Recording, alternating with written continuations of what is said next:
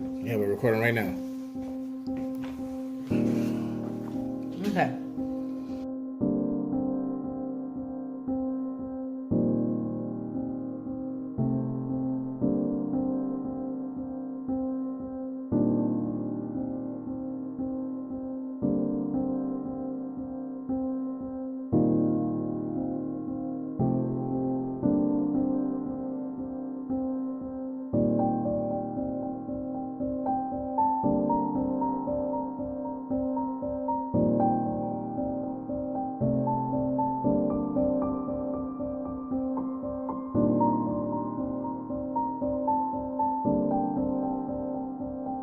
Absolutely not. They did not. For the simple fact that I always have this picture in my mind of my marriage just being this like fairy tale, la la land, forever and ever and ever, and no problems, no issues. And if we did have problems, we'd would make up within an hour. Just type of things to think that life wouldn't happen, that we would never deal with life situations, we wouldn't deal with some of the things that we dealt with in the marriage.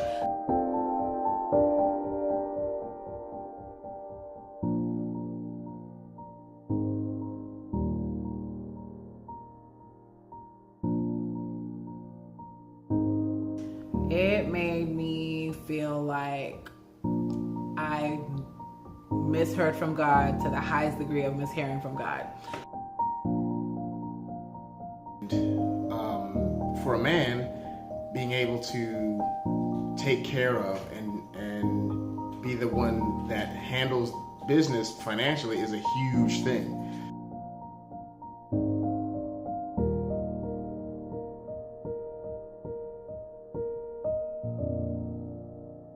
My expectations were, we're probably gonna have some fights, we're gonna have some arguments. There's a whole learning process that we have to go through, but financially we should be cool. So that was, my expectations were like, okay, I had this job for 3 years already, settled in and had no idea what was about to happen.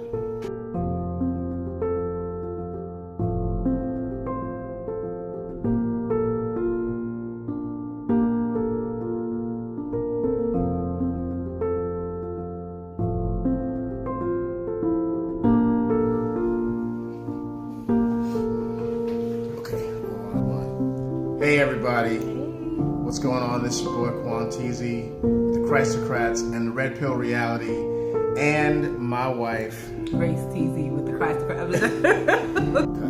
This is a special edition for those of you that know us, and for maybe some of y'all that don't know us. You may have questioned, we may have seemed to have dropped off the face of the planet in the last year or so, year and a half, and not really kind of knowing what's been going on with us. This is a video that we're putting here so that everybody can know the goodness of God and the great things that God has done. But in order to testify and to show you what God has done, come again, you said look, I'm sorry. It sounds like you're already done there. In order to testify about the goodness of God and what He's actually done, we have to kind of tell you sort of what happened. And some of you may know, some of you may not know, but this is really it. This is kind of our story the last year and a half. And God is still writing the story and still doing great and awesome things. But this is meant to be a testimony to you, those of you who are listening, who are reading. Those of you who are watching, reading the subtitles. Yeah, married couples. Those of you who are wanting to get married. Some of you who may not, whatever it is, just know that this is meant to encourage you. Yeah. You may not have gone through the same things that we have gone through, but it's similar, and we serve the same God. Just dealing with, right? As if anybody would want to do that. Exactly. So, we get married, and we both had expectations of what God was going to do. Me myself, I had been praying for a wife. Sorry, I had a decent job. I had a good job, a job that took care of my bills and all that, and it was pretty good. And I was working as well, and she was working as well. So we were like in a good miraculous. God, gave her a job after moving. A month after moving here to be with me. Shout out to Kenya. I'm just and so we were pretty good with that. And right around that time is when we started really getting involved with a small group at church, and really got along with them, and got our son involved in sports. Playing flag football and things of that nature and stuff. We started getting involved and just kind of had like a nice pace. Going. Always being able to go to church a lot and all that. Connecting with people, and just and working on purpose. I had a certain ministry thing that I was working on every night. We had goals that we were going towards, and with the idea of starting our own small group eventually. And then life happened somewhere, not exactly sure what year it was. This was in 2000. I could tell you it was. Yeah, she's real good with the dates. This stuff, it started, 2013 is when it started. So 2013, I lost my job. November 2013. I lost my job. And it wasn't based on any kind of insubordination or anything like that. It was kind of a cyclical job. I had been there for 4 years, and I kind of expected it, but not at that moment. So I lost that job, right? Rewind. So I had been working at my job from February that year and then in August, we had prayed and came to the decision because we had Elisha who was in, aftercare, and we were just like, this money that we're throwing at aftercare and having to make sure he's good and stuff, we were like, okay, might as well just come home and go back to school, and just at least now he'll have someone home, and then we're not just throwing that money, so just come home and be a stay at home mom. So she's at home already. Mm-hmm. So we had that income was cut, right? Well, I was doing some work from home stuff, which right, but it wasn't as much as her job. Right. But we were okay because I was still doing it pretty well. And then I lose my job, and then we began to go through a 2 to 3 year cycle, or even more, 2 3 year cycle, 2 year cycle of it was like 3 years. It was like 3 years, baby. So where I would get a job, the assignment would end because it was like you were doing it through a template. So some of the job losses that you had were not even like so much like job losses. They were like assignments you would have, and then the assignment would end, but then in between trying to get the next job or the next assignment would be like a time span of like a month and a half, 2 months. 2 months. And check this out. Now, let me tell you. The way that I was raised, my first job was at 13, roofing, right? So I've never been a person to sit on my butt and do nothing and chill. And, I'm a worker. My whole family is. We work. We know how to work. I can get a job. I never had a problem getting a job. So this was something that was foreign to me. So I'd get just kind of moving along here. I'd get a job. A month would go, I would be there. It'd be kind of a cool job, It was be there for literally about a a month. Cycle. It was like a month and a half, and then like and then they would let me go. Yeah. And sometimes it was for no. I didn't even have enough time to get in to get acquainted with the job, to get to where it's like I could get stuff under my wing or whatever, to know what I was doing. And this happened over and over and over and over again. And as it was happening, we're getting deeper and deeper. And just so you know, like during that time, the doubt and the confusion would build and build and build. And all throughout, looking back, God would provide right when we needed it. Right. We had, shout out to our first small group leaders. They just really were a blessing to us. Yep. And and then I had some people that God would Mark and Christy, our son's coaches. Right. So the thing is that this happened, for my count, 7 times. Okay, Where I get a job, lose it, get a job, lose it, get a job, lose it. And I'm like, what the heck? I know I'm not at work slacking. I know I'm not at work, surfing the internet, whatever it is, whatever it may be. I'm working, and then and then I lose the job. And just each time thinking that this is it, this is it, this is it. And then we got, we were in our house in one city. And we just couldn't make the rent, and we had to get out. And so what happened is that and we're gonna try to make this go fast. We don't make this a 30-minute, 40-hour video. So we had to get out of where we were at, and me, my wife, my son, and a dog move in with my parents in a one-bedroom apartment. One-bedroom apartment. So we had to, just think about all that entails. You're having to downsize an entire 4-bedroom house to a storage unit, and a 1-bedroom apartment where I'm sleeping on the couch, she's sleeping next to me on, and we're sleeping on an air mattress. In their living room. Right, and then eventually we did that for about a month and a half, and then we ended up having to go stay with my parents. Right, and so the next step was that couldn't be sustained, right? So now this is where it gets good. They had to, my wife and my son, who I prayed for, who was my great thing, who I was so happy about, had to leave me. We had to. She had to leave and go stay with her parents for about 4 months in Maryland for about 4 months in the summer, right? And I actually was able to go and work for my old employer before she moved. Yeah, before she moved here. So during that time, I worked hard and I tried to get things, to save money up and all that, and was able to save enough money up and get them back here within about 4.5 months. To a new apartment that was nice. It had been one that we had previously. Another one that I had said I wanted, and Quan was like, "No, we can't." Yeah, it was because I thought we wouldn't be able to afford it, and it ended up being closer to our church. It was great, And my shout out once again. I'm gonna give lots of shout outs. Shout out to my parents. Number one, shout out to my parents and to her parents for being there for us. Because if not, we would have been homeless on the street. With a cup saying, we'll work for food. Shout out to those people that have to do that.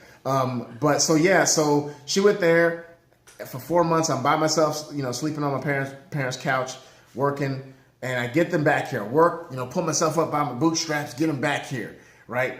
And so they're back here, and we're at another apartment. It's good. We got our furniture. Things are going good. The dog is getting bigger. And we eventually even are able to start our own small group. Mm-hmm. And then during this time, my dreams are starting to come true where I'm singing, I've always been a worship leader, and you guys know that, where I'm singing with the choir, and then I get moved to Frontline at church, and it's a mega church, and we won't say the name of it, but it's a mega church. And I was just like, not in a prideful way, but just like, man, God, I'm being used. Right. Me and my wife got a small group. It's going pretty good. And we had some awesome not college students, but young people there, and a couple of older folk there. My parents were coming. It was going good. Mm-hmm. And then we thought we was out of the valley, but no, we went from here to. But you know what? This is the crazy thing, though, because so in between, just even with the small group situation.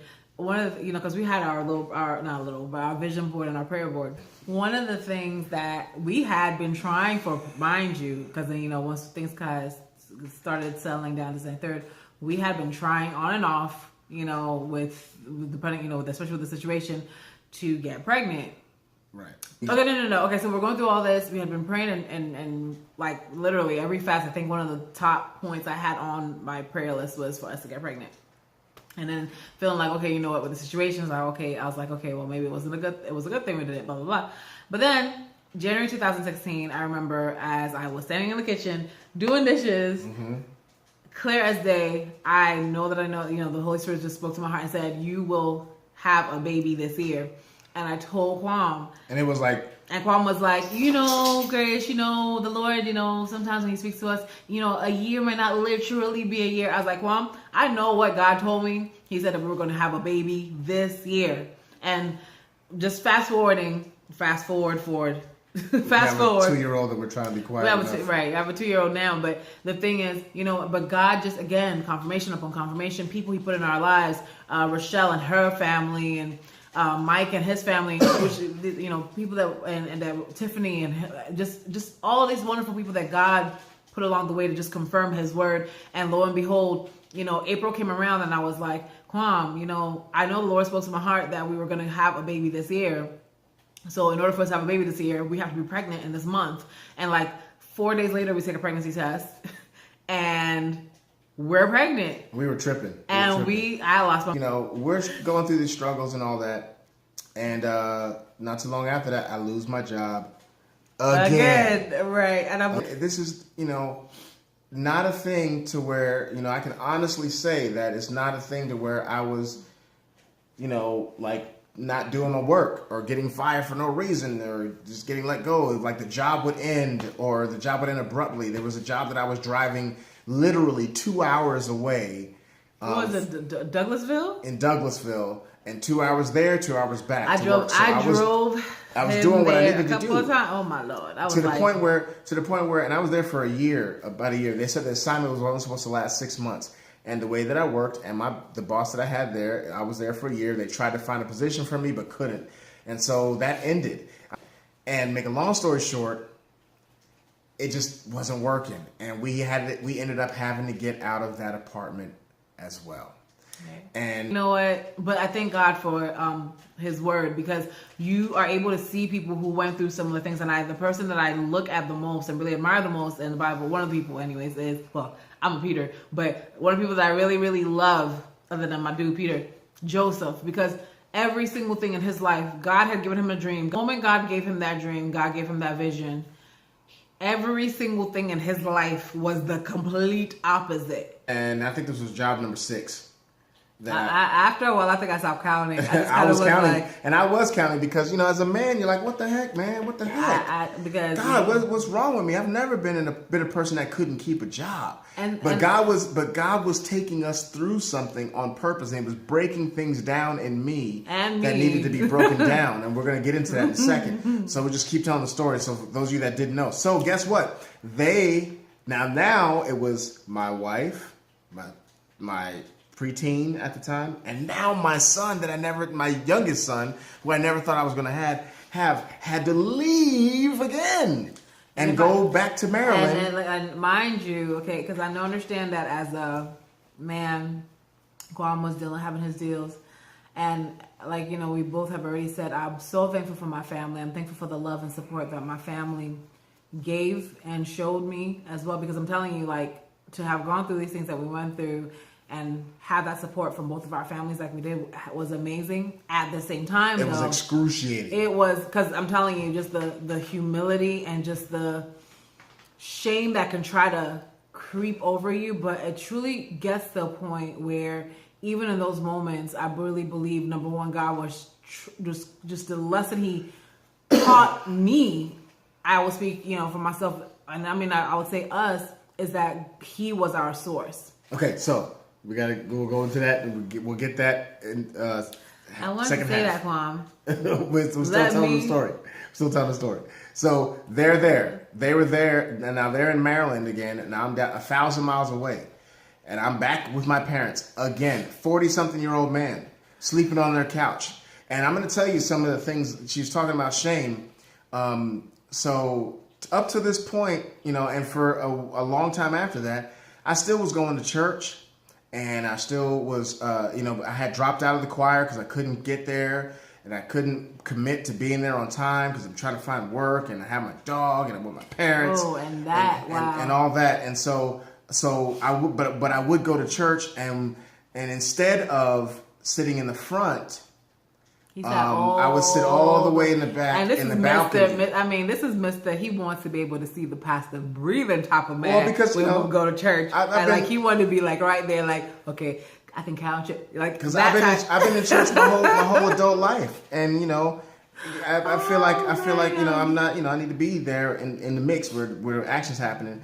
But God can move anywhere. But I would sit all the way in the top in the balcony, all the way in the top, because I didn't want to see anybody that I knew anybody that knew me. I didn't want to see anybody in the choir. I was ashamed of my situation.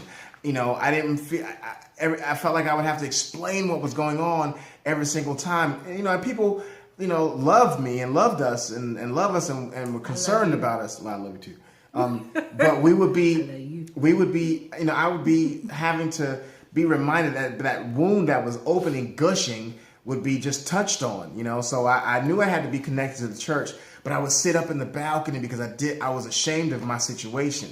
And I didn't want to like explain. I didn't want people to say, "Hey, where's your wife?" Right. You know, and it was excruciating for me, you know. And every time, you know, she was at her parents' house, and as an adult, you know, she should be able to take care of herself and all that whole thing. And just for me, like just already having dealt with this a few years prior, like again, the one attack and one area the enemy was constantly dealing with is the same thing he was saying. Did you really hear from? Did God really say? Okay, quick. Is that, you know what, God? One thing that the enemy can never take from any of us are our experiences with the Lord. The experiences that we've had with the Lord personally. That's something He can't take away. And I knew what I had experienced with the Lord. I know what the Lord has spoke to my heart regarding Him and our family, and so that was the hope that I always constantly was able to. And trust and believe throughout all this. The enemy was not only working on our self-esteem and shame individually, but as a couple, the fights and the frustration, and was a lot of just frustration with the situation, and there was nobody else to take it out on. Right. You know, and so there was a lot of fights. We're gonna have a fight tonight. I'm just joking. That kind of fight. You won. And you know, it just was crazy. It was just crazy, you know. And so my parents, you know, and her parents, they stepped up to the plate, man. Good stuff. So all this time we're praying and asking God, believing God. We're hearing sermons about your time is coming, and you know it's right around the corner, and God is going to bless you. After a while, you kind of start getting like, you're like okay. So I find this job, right? That was the dream job.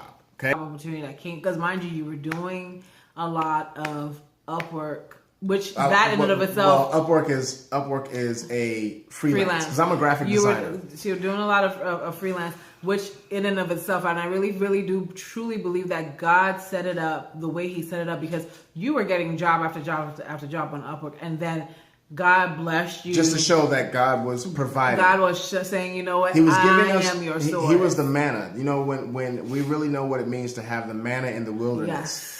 We were having just that manna, that what we needed for that day. They were able to get everything that they needed. Yep. Diapers and all that, you know, because remember, all that's going on. As in, Kwam was able to, through the situation, Kwam was literally able to make sure that I was safe. Like, you know, because again, as an adult, yes, I was there with my parents, but at the same time, I didn't want to now be like, okay, and yeah, I'm here staying with y'all, and now y'all have to be helping me with diapers. No, like, it was like, okay, thank you so much for giving us this roof over our heads, but you know what? My husband is helping us, taking care of our food and our diapers and the needs and all the things that we need, and God truly blessed him every step of the way to be able to provide that. So it was the manna that we needed, just like the children of Israel, the manna that we needed every time. And then we'll be talking and not know each other. And so I you know, and just, this is cool. Well, it wasn't cool at the time. So I find this job, graphic designer for a firm I had never heard of. And I go out there and I go to the interview, and the place was a small place. It was a small business, but they've been in business for a long time, and it was a crazy kind of a crazy situation. But I was grateful because they gave me a job, and they gave me a job at, you know, making a certain amount. It wasn't exactly what I wanted, but it was something, right? But it wasn't exactly good for my health there because of circumstances. Circumstances. I don't want, you know, people know what it is, but I don't want to throw him under the bus. I mean, I just say, but he was a smoker, and you was like, your clothes would smell like smoke every single day. Right. But I was grateful to this guy for giving me the job, him and the people that worked there. You know, and it was good. It was good. But then, and I thought it was God. I was like, okay, God, you know, and I was willing to do it because, you know, I was going to take whatever opportunity that I felt God gave me, but it wasn't exactly what I wanted. It wasn't exactly what I thought that I was capable of, and it was not paying anywhere near what I needed to get them back here, to get them back to my home. So about a month and a half in, I find another job posting where they contacted me. This company contacted me to come in and to interview for a position that was making way over what I was needing, right? And so I told her about it. We was on the phone, and she's like, "Go." And I had felt some type of way, like I needed to be loyal to the job that I just got, because I was only there for a month, and they really needed me. So I didn't want to leave that job, but I had to do what was best for my family. So I go and interview, right? So they tell me the interview goes great. It's awesome. Or so I thought. I get a phone call about a couple of days later. I'm wondering what the heck's going on. Get a phone call. They say that the job position that I interviewed for, or that I sent my interviewed for, they were phasing out. But there was another position that they wanted me to fill. And it wasn't making as much, but it was making $15,000 more than what I was making at the job that I had just had for a month, where it was smoky and I was coughing every day and I had to bring in, air purifiers in my office. And my clothes would come home smelling like smoke. So I go in there. Now let me just set it up for you. I go in there and it is the perfect setting. It's a huge office, very plush. The break room had big screen TVs. It had free Coca-Cola and all Coke products. Free. It had food. I had a huge double screen Mac that I was working off of, and I was salary finally, and I was getting great benefits, and I was like, "This is God." And I told my wife, "This is it." You're like, "Oh, you all gonna be back in a month." This is a little. Give me some time to get things together, but y'all finna be back here. Mm-hmm. And we were like, God finally answered prayer. This was awesome. And then I went back to choir and opened my mouth and told the choir that God had answered prayer, and people were clapping and all that. And lo and behold, I came up to visit her, and I come back, and no. This, you know what? This is the sad thing about this particular one. This happened on like your birthday week. This happened on his birthday week. Yeah. So I get back right from seeing her over the weekend. Come back. And you guessed it, they let me go. Oh, and wait a second. And I want you to put a pin in this. During that time, I met somebody who I met a guy that was an Eagles fan. I'm a Giants fan, as you can see, and we kind of would razz each other about it. But I was only there for a month, so I didn't really get to know him. But it seemed like a cool dude. So they let me go. Here was the reason why they let me go. That written down on the release papers. It's just not working out. And that's the only information that they gave me. I can tell you, I've been through a lot of things in life, but that was the worst day of my entire life. By the way, on the same day that I got let go, I found out that my car that I needed, because you need a car to have a family so you can get around, so you can get to work. I found out that my car that had broken down about 3 weeks earlier, or a week earlier, I don't remember, it was going to cost $950 to fix. I just lost my job.